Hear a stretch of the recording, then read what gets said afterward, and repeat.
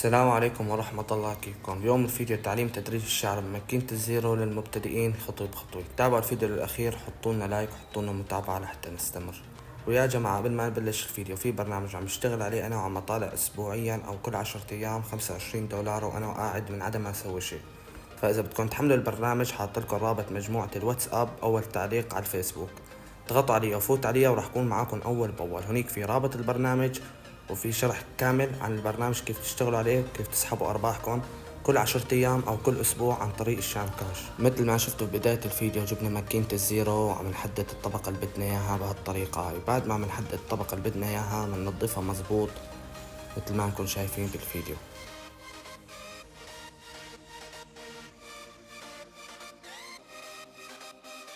هلا بعد ما خلصنا بماكينة الزيرو نظفنا الطبقة اللي أخذناها مثل ما شفتوا بالفيديو، بنجيب الماكينة العادية وبنحط رقم 2، بناخد طبقة أصبعتين أو أصبع ونص مثل ما نكون شايفين بالفيديو حسب الشعر.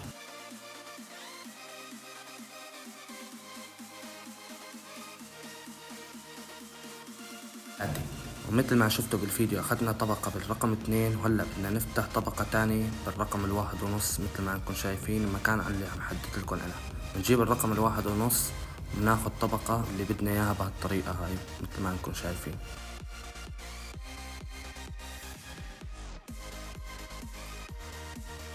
هلا بعد ما خففنا الشعر بالرقم 2 وبال1.5 بنجيب الماكينة ونشيلها ونشوط عنها مثل ما نكون شايفين.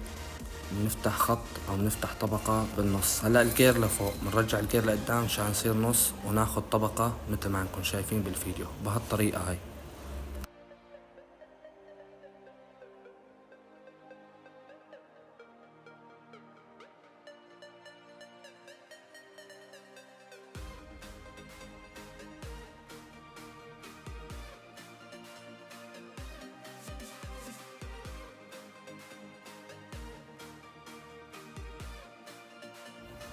هلا هون فتحنا طبقة بالرقم النص مثل ما شفتوا بالفيديو. هلا ضل عندي خط الاساس كيف ادمجوه، هو الخط الاهم. هلا كان الجير لورا بنقدم الجير لقدام وبنكسر طرف الماكينة او بزاوية الماكينة بهالطريقة هاي مشان ندمج خط الاساس وما بضل عنا شي. لان بس دمجنا خط الاساس يا جماعة هو اهم شي بالتدريج.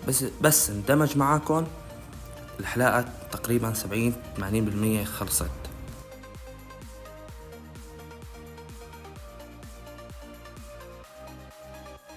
هلا هون اندمج عندي خط الاساس مثل ما شفتوا، ولا كانه كان في خط ولا كانه كان موجود.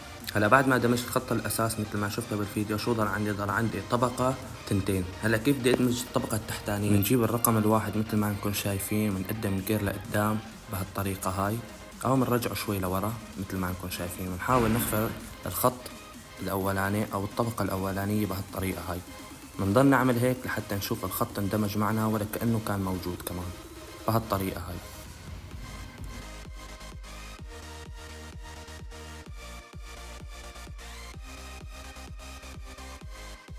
هلا بعد ما اشتغلنا بالرقم 1 مثل ما شفتوا بالفيديو، ضل عندي خط خفيف. كيف ندمجه؟ بنجيب المشط المحير بنركبه بهالطريقة هاي مثل ما شفتوا بالفيديو، بنحاول ندمج هذا الخط. بنشتغل بحذر مثل ما نكون شايفين، وبنشتغل بزاوية الماكينة وشوي شوي وبعملية تدريج بهالطريقة هاي. بنضل نعمل هيك لحتى الخط يندمج معانا ولا كأنه كان في خط. نشتغل بحذر، واهم شي يكون عندنا ثقة وما نتلبك، لان هدول الشغلات اهم شي بالتدريج.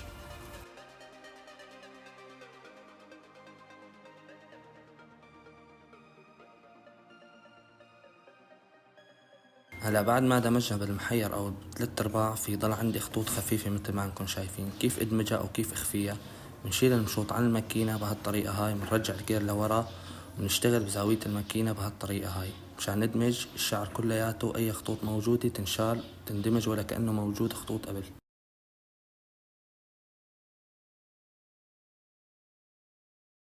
هلا بعد ما خلصنا الدمجة هاي بالماكينة مثل ما نكون شايفين، ضل عندي فوق طبقة.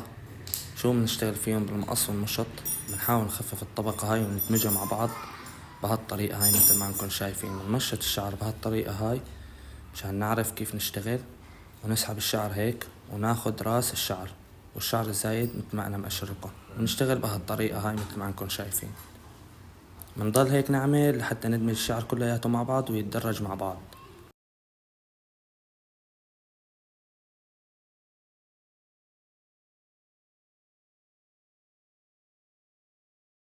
لهون بكون خلص الفيديو مثل ما انكم شايفين، وطالعنا هالتدريج الاحترافي هاي بخطوات بسيطة. فإذا عجبكم هيك فيديوهات حطولي لايك وحطوني متابعة لحتى نستمر، واكتبولي بالتعليقات أي حلقات بدكم إياها أو بدكم تتعلموها، وإن شاء الله أنا بقدر المستطاع صوركم إياها ونزلكم إياها.